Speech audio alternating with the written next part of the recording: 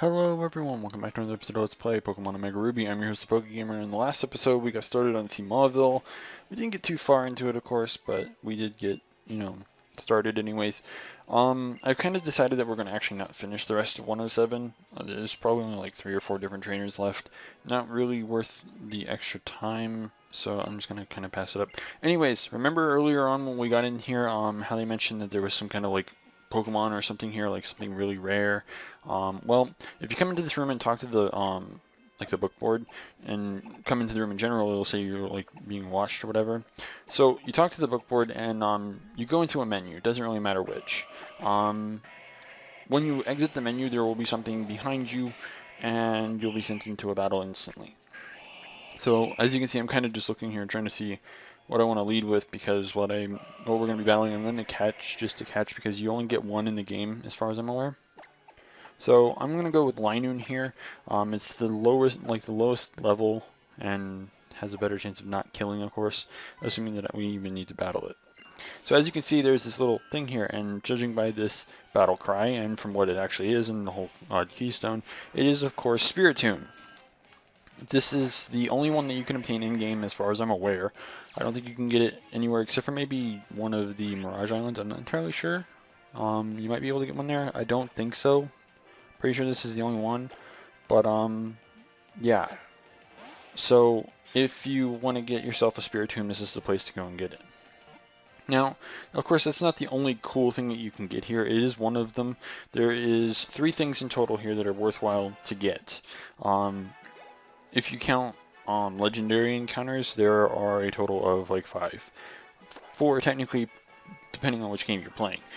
There's only 4 in your individual game, but there's 5 things in this area in total between both games that you can get. And that's assuming that you're playing either of the games. Again, so only 4 per game, but there's a total of 5. So the legendary Pokemon that you can actually find here are Ho-Oh and Lugia. Lugia is found underwater, whereas Ho-Oh, if you remember when we first got here, how we went off on that like really long stretch of like metal or whatever that kind of had you hovering over the ocean, and you could see like all the random stuff there, and it was basically like nothingness. It was just water. That is where you'll find Ho-Oh's little portal that you can encounter it with, and then you'll see the location for Lugia in this, because I'm going to show it for those of you who have AlphaSapphire that want to actually go and get Lugia, because you can't get Lugia in this game. You get Ho-Oh in this game, and AlphaSapphire you get Lugia.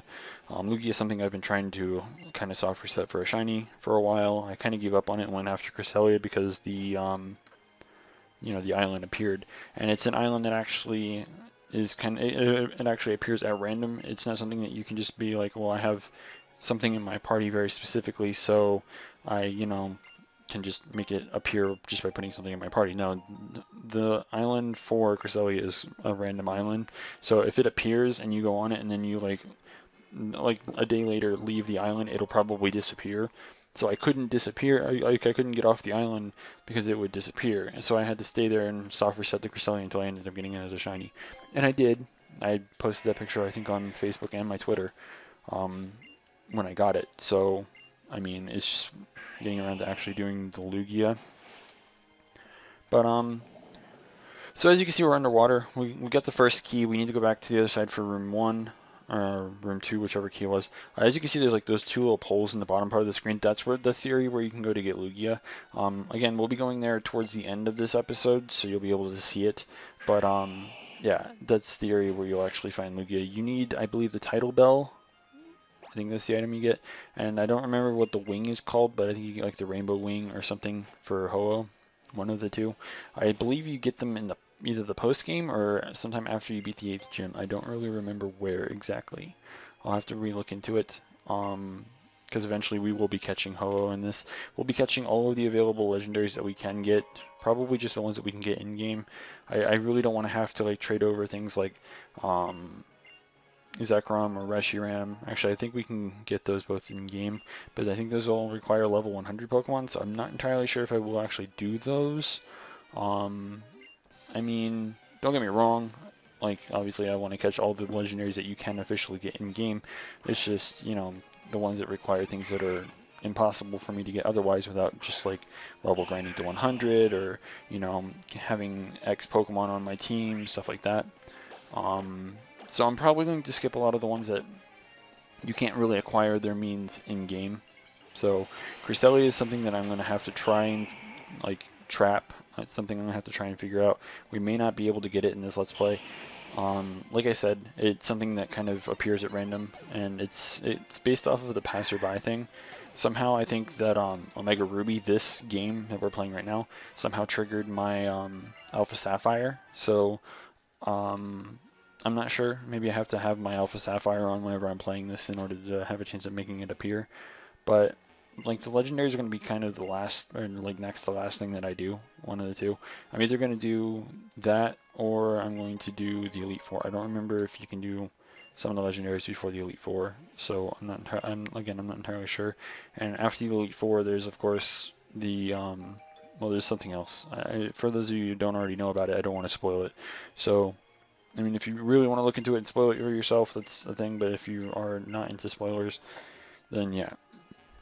Also, I can't remember because I wasn't paying too much attention. I don't remember if one of those girls just blushed. If they did, then it's kind of like the whole lesbian thing.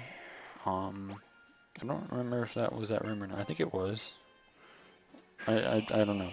But yeah, there's a room where there's two girls and they lock the door on purpose for whatever reason, quote unquote. And once you unlock the door with the key, you talk to them, and one of them ends up blushing, and the other one kind of makes up the excuse that she's trying to help her be a better trainer in a locked room that's in like an abandoned ship that's not exactly abandoned because there's a whole bunch of people here looking for treasure and all this other happy crap. So I mean, yeah. So I don't know. Whatever. So I'm trying to find room 6, I believe, is what we're looking for now. So yeah, we were looking for room 6. We go into room 6, and of course, there's two things. Nothing in here really. There's some stuff you can talk to, like the the bookcase or the little cabinet over there. But what you really need to do is you need to actually leave the room to the right. We need to come back out in this direction again. As you can see, kind of down there, there's a little patch of land that you can actually get on off to just the right there, near like a tire or whatever that is. We need to go over there. As you can see, there's like a little bit of a door. That's actually the storage room. You're going to need to go over there.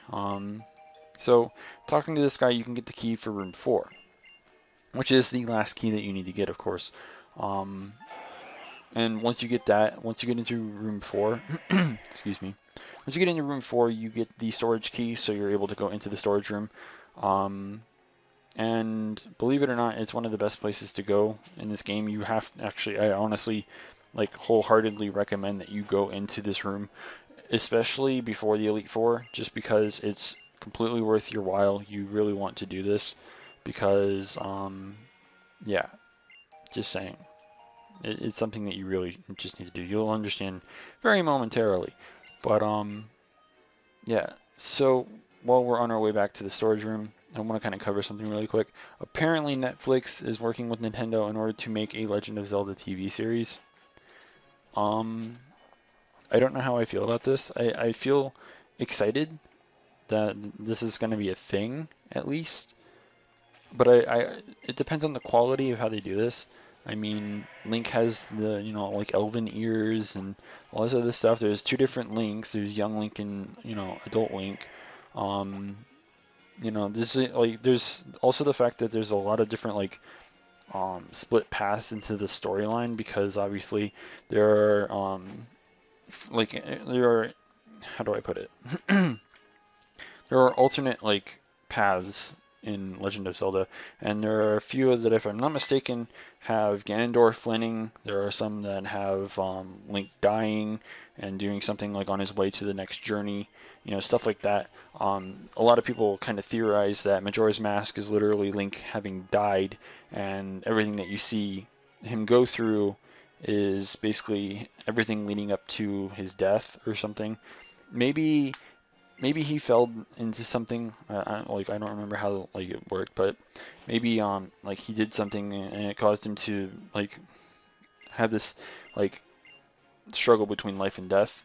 And the 3-day thing in Majora's Mask kind of acts as a means of him struggling, you know, doing the life and death thing and trying to survive.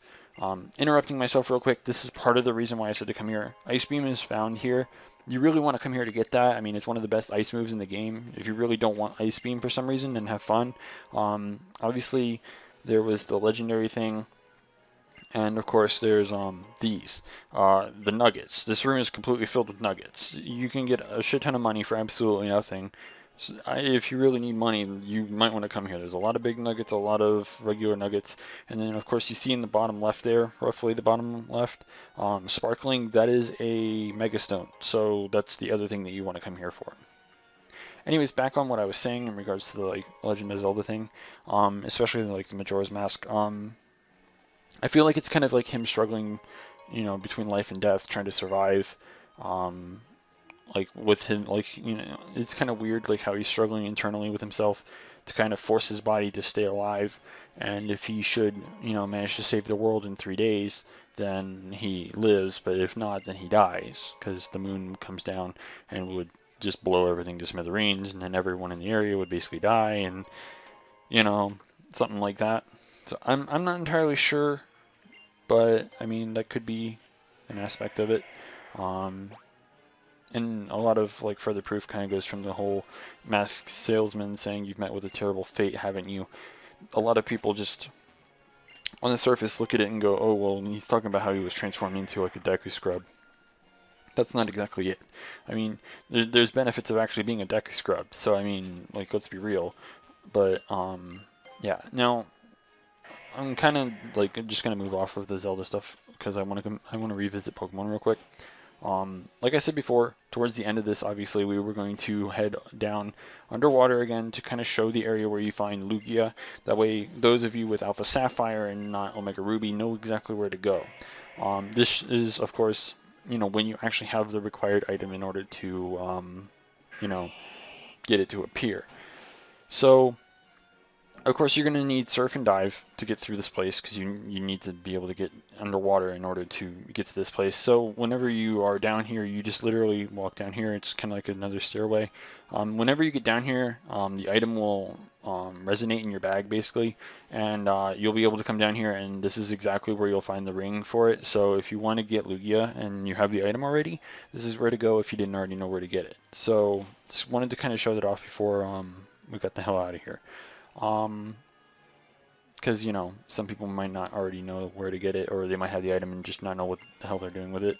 So, I don't know, just being a little bit thorough about that for people that don't play OmegaRuby, because AlphaSapphire's got some differences, and, you know, gotta love these hitboxes, man. Like, don't get me wrong, it looks great, but, like, some of the hitboxes are just absolutely ridiculous. I don't know why, they just are.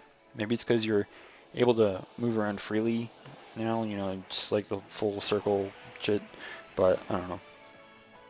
Anyways, we get the lovely animation of flying on Latios again, but like I said, we're not going to really finish off the rest of that route. There's maybe at most 5 or 6 trainers left, and that's going to take up a bunch of time, and they're not exactly high level.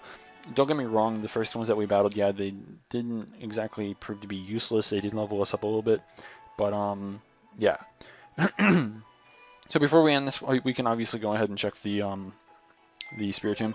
There's one other added benefit to actually catching the Spiritomb. It does come with a held item, and that held item happens to be the Smoke Ball. If you happen to need it to get away from wild Pokemon, or if you're a shiny hunter and you want to, you know, kind of throw it into battle and be able to run away with it, assuming that it's low level, or, you know, you want to be able to make sure that you get away even if the levels are about even, you know, one of those type of things. But, yeah. So, anyways, now that we have Roserade, our team's back to where it needs to be. I think I do need to, off-screen, go back and get Surf on Swampert, because, you know, obviously Linen was our surfer, and we needed to get to the gym, as well as to the other side of Sootopolis. But, you know, that's something I'll just do off-screen. So in the next episode, we're going to start finally going through Sootopolis City, talking to all the people, and hopefully getting started on the gym. So be sure to stay tuned for that. If you haven't already, don't forget to rate, comment, subscribe, and until next time, this is the PokeGamer, signing out.